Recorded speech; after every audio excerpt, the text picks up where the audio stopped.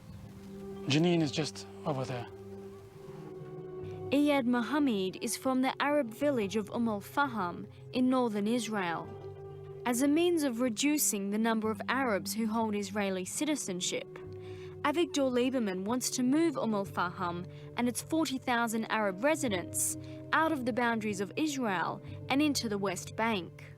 And we are against this idea. We don't want to have to prove for someone who immigrated from Russia just 30 years ago that we are good citizens in a country of the masters. But perhaps Lieberman won't even get the chance to leave his desired mark on Israeli politics. Lieberman spent his first day as minister being questioned inside this police station in relation to the ongoing bribery and fraud allegations against him. This is a situation which is a direct and imminent threat to the Israeli democracy. Daniel Kiros is an attorney with the Movement for Quality Government in Israel. The head of a political party that has been elected to the parliament is under investigation for some of the most serious crimes on the book in terms of corruption, including... Kiros is seriously concerned about the transparency of this investigation. Lieberman's party colleague, Yitzhak Aharonovich, has just been appointed head of the ministry in charge of the investigation against Lieberman. The fact that you know that the people who are above you and those who are above those who are above you want things to go a certain way can have a very deleterious effect on the proper running of this sensitive criminal investigation. Should the police indict Avigdor Lieberman, he would have to resign from his position as minister, a huge embarrassment to Israel's new government. But no matter what happens to Avigdor Lieberman, his politics seem to be only gaining more support in Israel, as a resolution to this conflict looks further away than ever. אני מקווה שיהיו שיחות שלום, אבל עם בסיס אחר לחלוטין. כאשר הערבים יראו פה שיש פה אמירה ברורה, פה זאת מדינת היהודים. כל מה שאתם רואים פה זאת ארץ ישראל, נחלת אבותינו, פה הסתובבו אבות האומה, פה דרכו דוד המלך, זה שלנו. ירושלים היא בירת העם היהודי.